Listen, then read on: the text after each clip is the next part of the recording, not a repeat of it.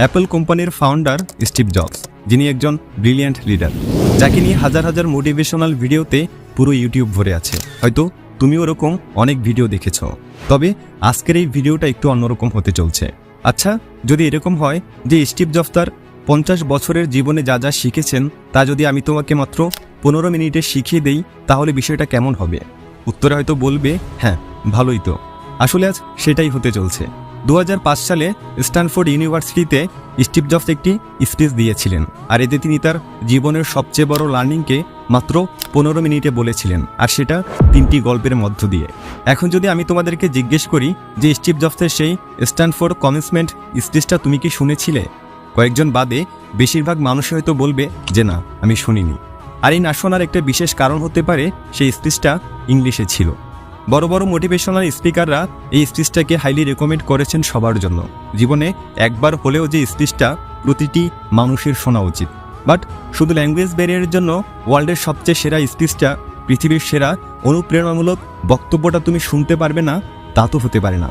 তাহলে আজ কথা সব স্টিভ জবসের। আমি শুধু ভয়েস দিয়ে বাংলায় আর অনেক সহজ ভাষার ব্যবহার করে সেই বক্তব্যটা তোমাদের শোনাচ্ছি, যাতে তুমি বলতে পারো যে হ্যাঁ, সেই পৃথিবী বিখ্যাত ভাষণটা আমি শুনেছিলাম। তাহলে কিছু সময়ের জন্য মনের সব চিন্তার বাইরের কোলাহল থেকে নিজেকে একটু মুক্ত করে নাও। তুমি আজ সেটাই শুনতে চলছো যার মাধ্যমে তোমার পুরো জীবনটা পরিবর্তন হয়ে যেতে পারে। চলো তাহলে শুরু করা যাক। পৃথিবীর অন্যতম শ্রেষ্ঠ বিশ্ববিদ্যালয়ে তোমাদের সমাবর্তন অনুষ্ঠানে আসতে পেরে আমি খুবই সম্মানিত বোধ করছি। সত্যি বলতে কি, আমি কখনো কোনো বিশ্ববিদ্যালয় থেকে পাশ করিনি, আর আজকেই আমি কোনো বিশ্ববিদ্যালয়ের সমাবর্তন অনুষ্ঠান সবচেয়ে কাছ থেকে দেখছি। আজ আমি তোমাদের আমার জীবনের 3টি গল্প শোনাতে চাই। আহামরি কিছু না, শুধু 3টি গল্প। প্রথম গল্পটি হচ্ছে জীবনটাকে এক সুতোয় বাঁধা নিয়ে। রিড বিশ্ববিদ্যালয়ে ভর্তির 6 মাসের মাথায় আমি পড়ালেখা ছেড়ে দিই। অবশ্য বিশ্ববিদ্যালয় পুরোপুরি ছেড়ে যাওয়ার আগে প্রায় বছর দেড়েক আমি সেখানে ছিলাম। আমি কেন পড়ালেখা ছেড়েছিলাম? ঘটনার শুরু আমার জন্মের আগে থেকে। আমার মা ছিলেন বিশ্ববিদ্যালয়ের একজন অবিবাহিতা শিক্ষার্থী। তিনি আমাকে দত্তক দিতে চাইলেন। মা আমাকে এমন পরিবারে দত্তক দিতে চাইলেন যাদের বিশ্ববিদ্যালয়ের ডিগ্রি আছে। একজন আইনজীবী ও তার স্ত্রী আমাকে দত্তক নেওয়ার জন্য রাজি হলেন। কিন্তু জন্মের পর আমার মা বাবার মনে হলো তারা আসলে একটি মেয়ে সন্তান আশা করেছিলেন। গভীর রাতে তারা সেই আইনজীবী পরিবারকে ফোন দিয়ে বললেন, অপ্রত্যাশিতভাবে আমাদের একটি ছেলে সন্তান হয়েছে, আপনারা কি তাকে দত্তক নিতে চান? তারা বললেন, অবশ্যই। আমার মা পরে জানতে পারলেন আইনজীবী পরিবারের কেউই বিশ্ববিদ্যালয় থেকে পাশ করেননি। আমার দত্তক বাবা এমনকি হাই স্কুলও পাশ করেননি। এসব জেনে আমার মা দত্তক চুক্তিপত্রে স্বাক্ষর করতে রাজি হননি। কয়েক বছর পর আমার দত্তক বাবা মা কথা দিলেন তারা অবশ্যই আমাকে বিশ্ববিদ্যালয়ে পড়াবেন, এবং সেই কথা শুনে আমার মা আমাকে দত্তক দিতে রাজি হলেন। এভাবে আমার জীবন শুরু হলো। 17 বছর পর আমি সত্যিই বিশ্ববিদ্যালয়ে গিয়েছিলাম, কিন্তু আমি বোকার মতো স্ট্যানফোর্ডের মতো ব্যয়বহুল একটি বিশ্ববিদ্যালয় বেছে নিয়েছিলাম। আমার নিম্ন মধ্যবিত্ত বাবা মায়ের সব জমানো টাকা আমার পড়ালেখার পেছনে খরচ হয়ে যাচ্ছিল। 6 মাস এভাবে যাওয়ার পর আমি এর কোনো মানে খুঁজে পাচ্ছিলাম না। আমার ভবিষ্যৎ জীবন তৈরিতে সেই বিশ্ববিদ্যালয় কতটা ভূমিকা রাখবে সেটা আমি বুঝতে পারছিলাম না। অথচ আমি আমার বাবা মার সারা জীবনের জমানো টাকা লেখাপড়ার পিছনে ঢেলে দিচ্ছিলাম। তাই আমি বিশ্ববিদ্যালয় ছেড়ে দেওয়ার সিদ্ধান্ত নিলাম এবং বিশ্বাস রেখেছিলাম যেন এরপর সবকিছু ঠিকঠাক চলে। সে সময়ের প্রেক্ষিতে সিদ্ধান্তটা ভয়াবহ মনে হলেও এখন বুঝতে পারি সেটা ছিল আমার জীবনের অন্যতম সেরা সিদ্ধান্ত। পড়ালেখা বন্ধ করে দেওয়ার পরে আমি সহজেই বিরক্তিকর সব ক্লাস থেকে মুক্তি পেলাম এবং তারপর আমার পছন্দের ক্লাসগুলোতে ভর্তি হতে শুরু করলাম। তখনকার সব ঘটনাই খুব রোমান্টিক ছিল না। আমার নিজের কোনো থাকার জায়গা ছিল না, তাই আমি আমার বন্ধুদের রুমের মেঝেতে ঘুমাতাম। ব্যবহৃত কোকের বোতল ফেরত দিয়ে আমি 5 সেন্ট করে পেতাম এবং তা দিয়ে খাবার কিনে খেতাম। সপ্তাহে অন্তত একবার ভালো খেতে প্রতি রবিবার রাতে 7 মাইল হেঁটে শহরের অপর প্রান্তে হরেকৃষ্ণ মন্দিরে যেতাম। আমার ভীষণ ভালো লাগতো। আমার কৌতূহল আর ইনটিউশনের কারণে আমি বেপরোয়া যা কিছুই করেছি পরবর্তীতে তার বেশিরভাগই আমার কাছে মূল্যবান হিসেবে প্রতীয়মান হয়েছে। তোমাদের একটা উদাহরণ দেই। রিড কলেজে সেই সময় সম্ভবত দেশের সেরা ক্যালিগ্রাফি কোর্স হতো। ক্যাম্পাসে সব পোস্টার আর লেবেল আঁকা হতো হাতে করা ক্যালিগ্রাফি দিয়ে। যেহেতু আমি আর বিশ্ববিদ্যালয়ের ছাত্র ছিলাম না, তাই সহজেই ক্যালিগ্রাফি শেখার নতুন একটা কোর্সে ভর্তি হয়ে গেলাম। আমি সেরিফ ও স্যান্স সেরিফ টাইপসেস শিখলাম। বিভিন্ন ফন্টের স্পেস কমানো বাড়ানো সহ চমৎকার টাইপোগ্রাফি তৈরির কৌশল শিখলাম। ব্যাপারটা ছিল দারুণ, ঐতিহাসিক, বিজ্ঞানের বাইরে একটা আর্ট। যা আমাকে ভীষণ আকৃষ্ট করেছিল। এই ক্যালিগ্রাফি জিনিসটা যে আমার জীবনে কাজে আসবে সেটা আমি কখনো ভাবিনি। কিন্তু 10 বছর পর আমরা যখন প্রথম ম্যাকিনটস কম্পিউটার ডিজাইন করি তখন সেই জ্ঞানের পুরোটাই আমার কাজে লেগেছিল। ম্যাক কম্পিউটারে আমরা সেই ডিজাইনটাই ব্যবহার করি। এটি ছিল সুন্দর টাইপোগ্রাফি সমৃদ্ধ প্রথম কম্পিউটার। আমি যদি সেই ক্যালিগ্রাফি কোর্সে ভর্তি না হতাম তবে ম্যাক কম্পিউটারে নানান টাইপফেস আর আনুপাতিক দূরত্বের ফন্ট থাকতো না। আর যেহেতু উইন্ডোজ ম্যাকের কাজই নকল করেছে তাই বলা যায় কোনো পার্সোনাল কম্পিউটারেই এ ধরনের ফন্ট থাকতো না। বিশ্ববিদ্যালয় না ছাড়লে আমি কখনোই ক্যালিগ্রাফি কোর্সে ভর্তি হতাম না। ফলে পার্সোনাল কোনো কম্পিউটারই হয়তো কখনো এত সুন্দর ফন্ট থাকতো না। অবশ্য বিশ্ববিদ্যালয়ে থাকাকালীন সময়ে সেসব বিচ্ছিন্ন ঘটনাগুলোর এমন যোগসূত্র তৈরি করা সম্ভব ছিল না। কিন্তু 10 বছর পরে পিছনে ফিরে তাকালে তার সবকিছুই পরিষ্কার বুঝতে পারি। তুমি কখনোই ভবিষ্যতের দিকে তাকিয়ে অতীতের বিচ্ছিন্ন ঘটনাগুলোকে এক সুতোয় বাঁধতে পারবে না। এটা শুধুমাত্র পেছনে তাকিয়ে সম্ভব। তাই তোমাকে বিশ্বাস করতেই হবে যে বিচ্ছিন্ন সব ঘটনা ভবিষ্যতে একটা ভালো ফল তৈরি করবে। তোমাকে একটা কিছুর উপর বিশ্বাস রাখতেই হবে, তোমার নিছক ধারণা, ভাগ্য, জীবন, কর্ম, কিছু একটা। যদি তুমি বিশ্বাস করো যে জীবনের বিচ্ছিন্ন সব ঘটনা একদিন ভালো ফল বয়ে আনবে, তবেই তুমি মনের কথা মতো চলতে পারবে, আর এভাবেই তুমি সফল হতে পারবে। আমার দ্বিতীয় গল্পটি ভালোবাসা আর হারানোর গল্প। আমি ভাগ্যবান ছিলাম। জীবনের প্রথম দিকেই আমি আমার ভালোবাসার কাজ খুঁজে পেয়েছিলাম। 20 বছর বয়সে আমি আর রোজ মিলে আমাদের পারিবারিক গ্যারেজ অ্যাপেল কোম্পানি শুরু করেছিলাম। আমরা কঠোর পরিশ্রম করেছিলাম। 10 বছরের মাথায় গ্যারেজের দুইজনের কোম্পানি থেকে অ্যাপেল 4000 কর্মীর $2 বিলিয়ন কোম্পানিতে পরিণত হয়। আমার বয়স যখন 30, তার কিছুদিন আগে আমরা আমাদের সেরা কম্পিউটার ম্যাকিনটস বাজারে ছাড়ি। আর ঠিক তখনই আমার চাকরিটা চলে যায়। কিভাবে একজন তার নিজের হাতে গড়া কোম্পানি থেকে চাকরি হারাতে পারে? অ্যাপেল যখন বেড়ে উঠেছে তখন আমরা বেশ মেধাবী একজনকে নিয়োগ দিয়েছিলাম। ভাবলাম সে আমাদের সাথে ভালোভাবে কোম্পানিটা এগিয়ে নিবে। প্রথম বছর সবকিছু ভালোভাবেই গেল, কিন্তু ধীরে ধীরে ভবিষ্যৎ পরিকল্পনা নিয়ে তার সাথে আমার চিন্তাভাবনার অমিল দেখা দিতে লাগলো। আমাদের প্রতিষ্ঠানের পরিচালনা বিভাগও তার পক্ষ নিল। অতএব 30 বছর বয়সে আমি আমার কোম্পানি থেকে আউট হয়ে গেলাম। বেশ প্রকাশ্যেই আউট হয়ে গেলাম। আমার তারুণ্যের সব স্বপ্ন এক নিমেষেই হাতছাড়া হয়ে গেল। আমি একদম ভেঙে পড়লাম। পরের কয়েক মাস বুঝতে পারছিলাম না যে আমি কি করব। আমার মনে হচ্ছিল আমি আগের প্রজন্মের উদ্যোক্তাদের মনোবল ভেঙে দিয়েছি। আমার হাতে যে দায়িত্ব দেওয়া হয়েছিল তা আমি পালন করতে পারিনি। আমি ডেভিড প্যাকার্ড এবং বব নয়েসের সাথে দেখা করে আন্তরিকভাবে ক্ষমা চাইলাম। আমার ব্যর্থতার গল্প চারিদিকে ছড়িয়ে পড়ল। আমি ভ্যালি ছেড়ে পালিয়ে যাওয়ার কথাও ভাবলাম, কিন্তু ধীরে ধীরে আমি একটা বিষয় অনুভব করতে লাগলাম। সবকিছুর পরেও আমি আমার আগের সব কাজ ভালোবাসতাম। অ্যাপেলের ঘটনাগুলি সেই সত্যকে এতটুকু বদলাতে পারেনি।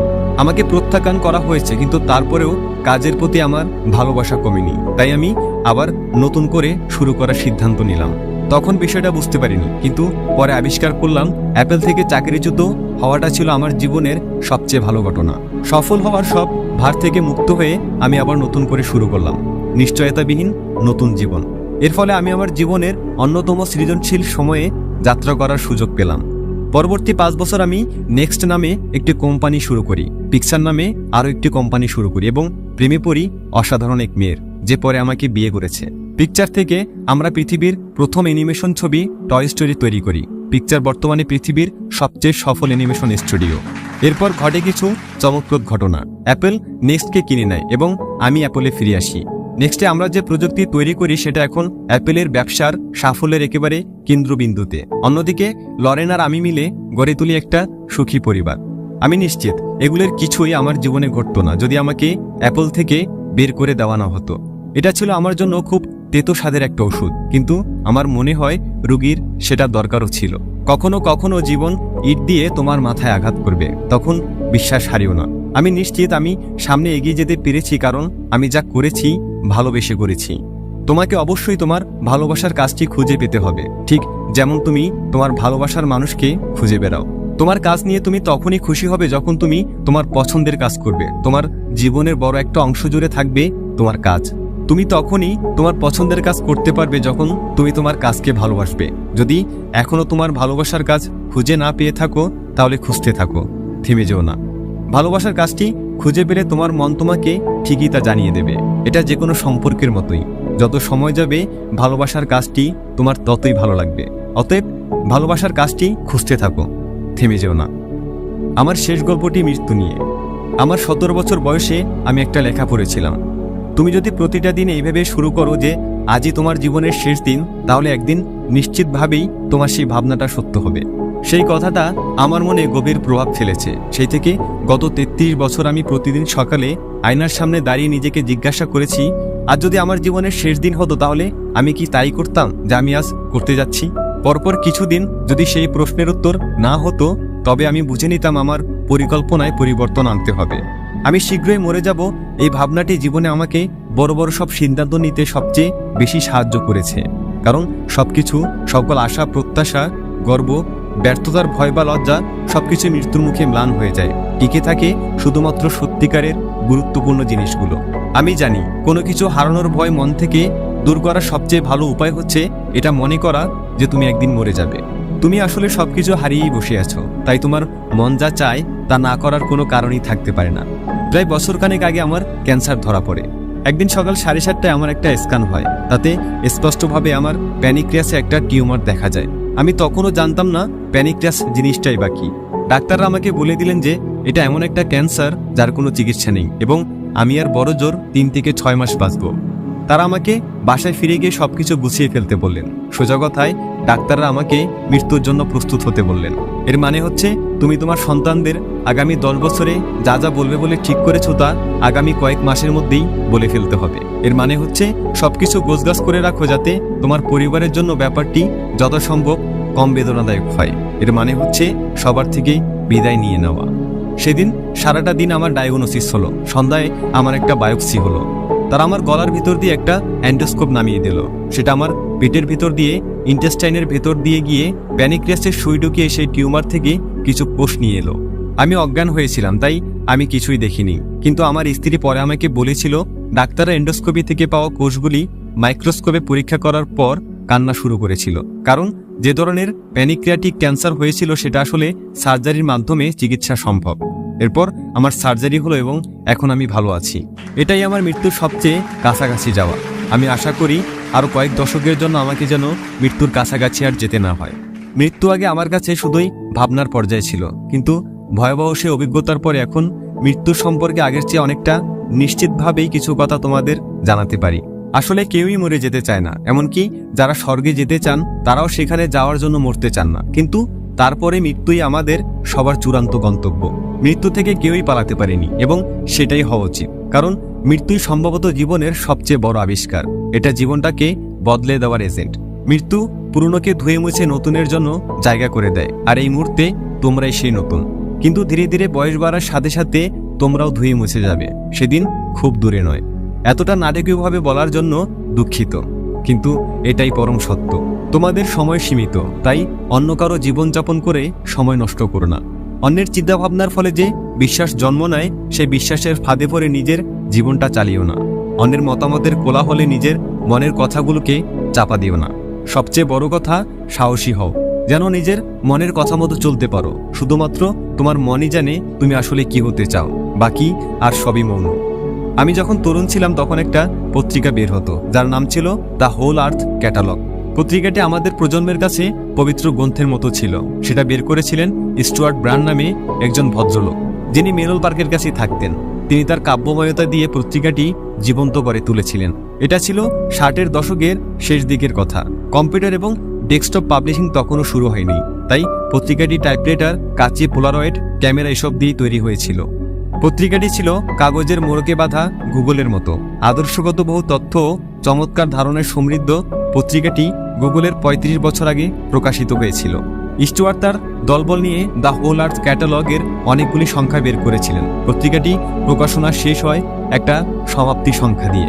এটা ছিল 70-এর দশকের মাঝামাঝি সময়ের কথা। আমার তখন তোমাদের মতো বয়স। পত্রিকাটির সমাপ্তির সংখ্যায় পেছনের মোড়কে ভোরের গ্রামের পথের একটা ছবি ছিল। তোমাদের মধ্যে যারা অ্যাডভেঞ্চার প্রিয় তারা হয়তো তেমন গ্রামের পথে বেড়াতে যেতে পারো। ছবিটার নিচে লেখা ছিল, ক্ষুধার্ত থেকো, বোকা থেকো। বিদায়ের সময় এটাই ছিল তাদের শেষ মেসেজ, ক্ষুধার্ত থেকো, বোকা থেকো। আমি আমার জন্য আজীবন এটাই প্রার্থনা করেছি। আর আজ গ্র্যাজুয়েশন শেষে তোমাদের নতুন জীবন শুরুর মুহূর্তে আমি সেই প্রার্থনাই তোমাদের জন্য করছি, ক্ষুধার্ত থেকো, বোকা থেকো। সবাইকে অনেক ধন্যবাদ।